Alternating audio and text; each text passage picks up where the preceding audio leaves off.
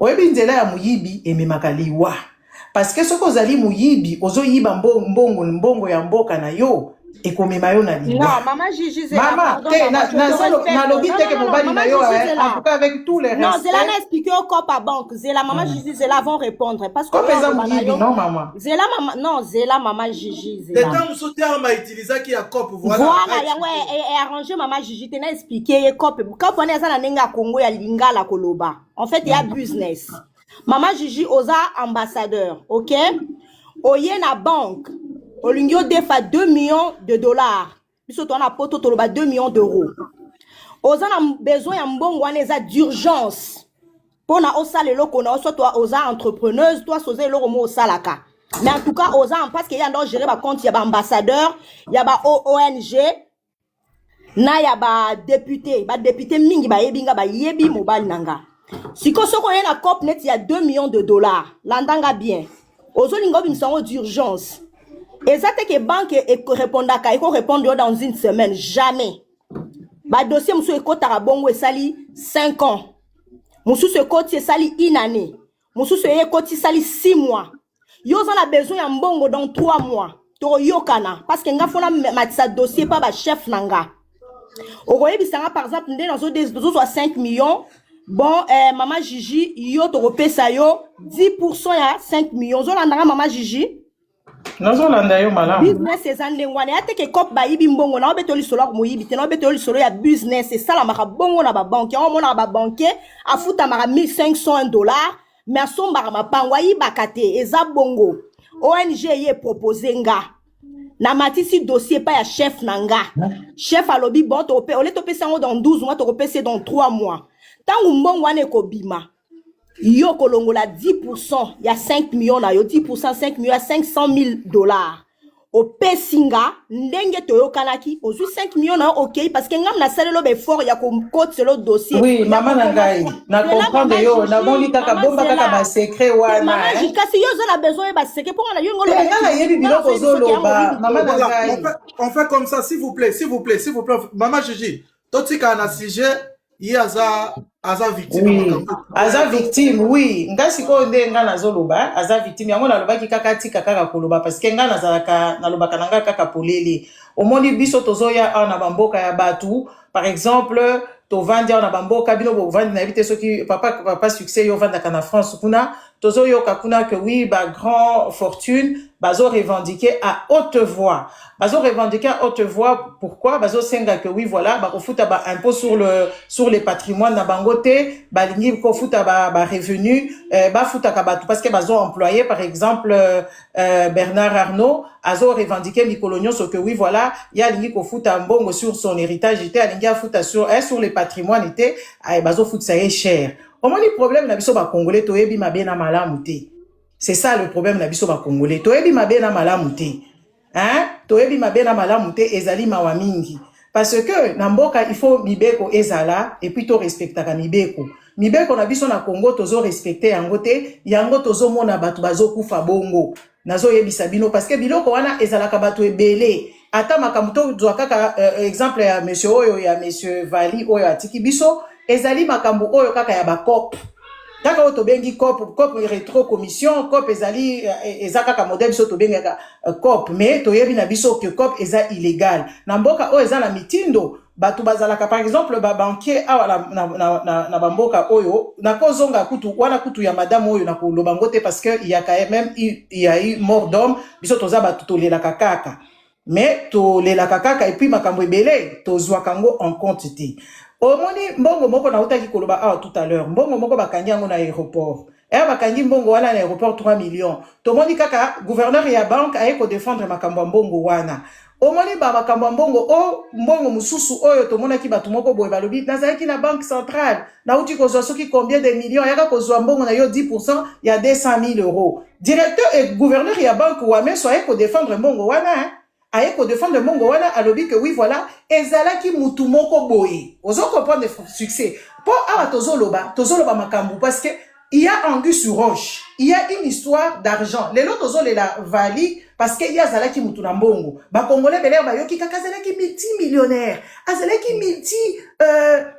multimillionnaire un jeune esali ba congolais émotion po congolais nyoso azolinga akoma na mbongo wana ozo comprendre papa na ngai sikoyo awa tozoloba makambu awa il faut congolais nyoso ayeba que oui soki tozo kende na mboka na biso na droiture soki tozo respecter mibeko soki tozo telemela neti papa oyo papa na yeba utaki koboma ye azoloba makambu que oui voilà ni investigation ni eloko moko boyete na Congo kuna et ça ezwaka solution te ça fait mal au cœur. Ça fait mal au cœur parce que awa ezalaka soki basambisi mutu okomona ba famille ba bimi ata mutu wana ba koboma yete ba cheka na boloko soki par exemple 20 ans de prison batu wana ba komaka moi soulagé. C'est triste de voir que oui na mboka na biso ata ba bomi mutu batu bakutaka na mutu wana te surtout soki aza na ba famille moko boye ou bien soki ayebani na batu moko boye akoboma na ye bisika nyoso ya alingi bakosala ye eloko te parce que toza batu mabe toza batu mabe toza neti bana mike on ne connaît pas les dangers biso ba congolais tozo yeba danger te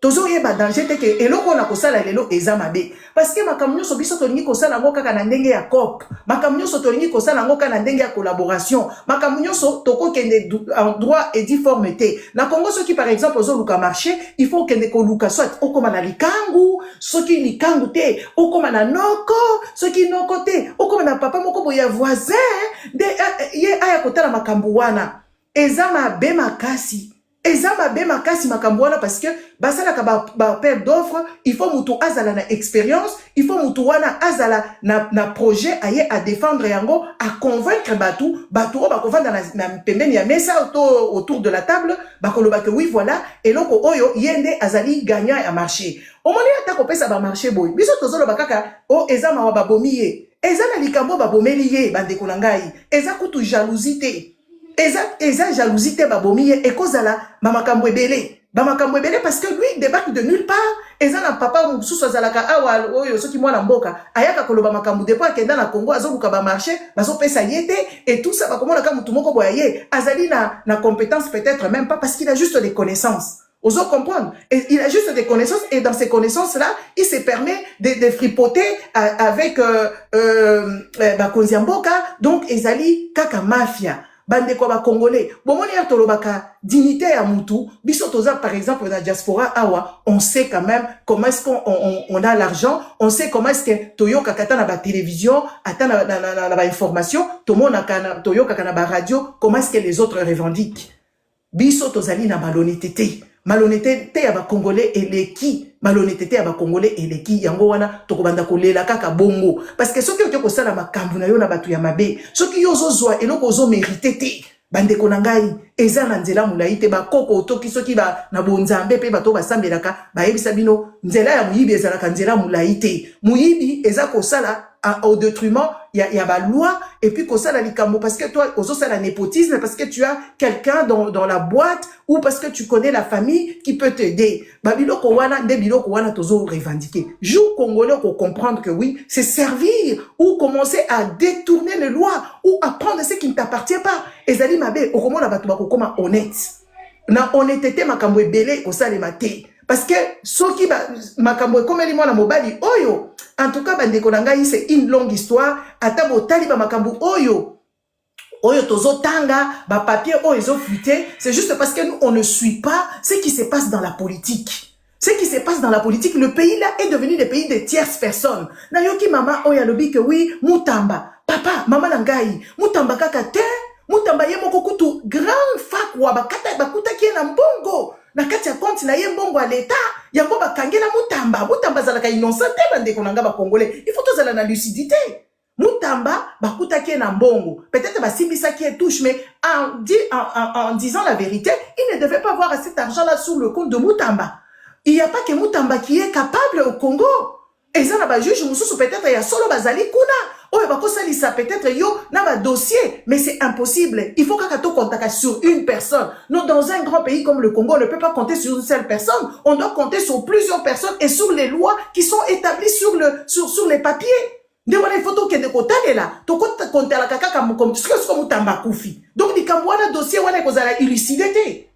Soki Mutamba kufi donc likamwana ekozwa vérité na ngote je sais que osali na nous deuil na yo te mama il faut ba congolais neti yobo et mama nanga il faut luka contentieux oyebi papa moko akufaka na era kabila pe papa moko bo babenga ki ye Arma Tungulu ti lelo papa wana fachi na pouvoir fachi apesi basali ordre te bapesa papa wana même acte de décès te po bana na ye ba bénéficier na ba droit awa na poto en tant que orphelin papa wana zalaka disparu eza mutu moko te à mon place à kufa te Congo il fallait ka bazo senga Congo apesa kaka acte de décès pour ba statifier que oui mutu oyo asi akufa. Est-ce que mboka etambolaka bongo? Est-ce que biso ba congolais to compter sur les individus ou bien il faut qu'on compte sur la loi? Il faut tout compter sur les lois et les lois doivent être exécutées.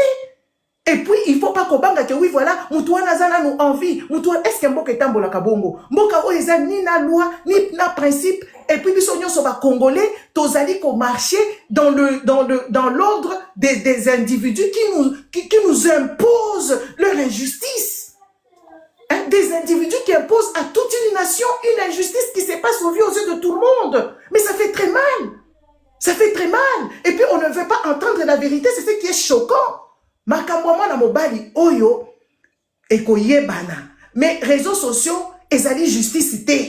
Makamwama na oba beta ki ekuna pas docteur et yebana ki awa na réseaux sociaux. Suite nango botalaki, comment est-ce que ba salaki makambu na suite nango to yebi modèle et souki. Nous les Congolais, on ne doit pas toujours être sur les réseaux sociaux. On doit être dans la justice, dans des palais de justice. On doit être avec nos juges. Les juges doivent être impartiels.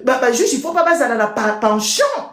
Mais namboka wana ba juge baza na penchant, ba militaire bazali na penchant, ba ministre bazali na bango et l'autre côté, donc bazo sali sa ba peuple te bazo sali sa kaka mabumu na bango. Les Congolais aimons notre pays.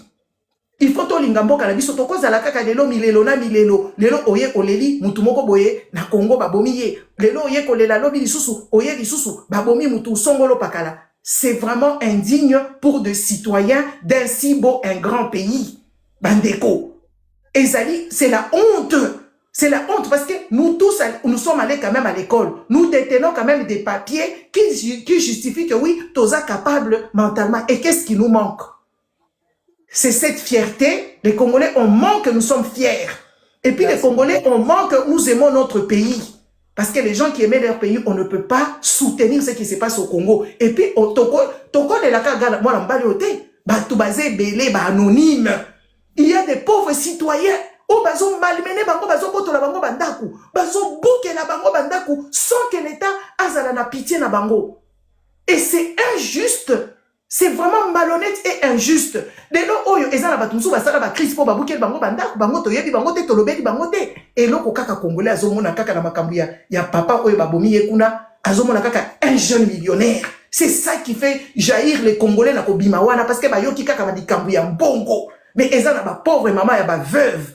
Ils ont ba pauvre monsieur oyo ba guerre, ba militaire ba kendaka ko bunda na guerre. To moni parsi na bango bazali maltraité na mboka wana. Ba papa ba kufa na ba guerre, ba kunda bango na ba sac. Des amis qui sont partis se battre pour notre pays, ba kufi ba kundi bango sans honneur. Ba kwa ki bango na ba fosse, ba tie bango na ba sac poubelle ya noir. Ça nous choque pas. Ça c'est des faits divers et puis c'est la mafia. Quand tu es rentré dans la mafia, tu dois te taire et tu dois exécuter les règles de tes patrons qui sont au-dessus de toi. Point. Merci, succès. Et moi, je vous laisse parce que je dois aller m'occuper des enfants.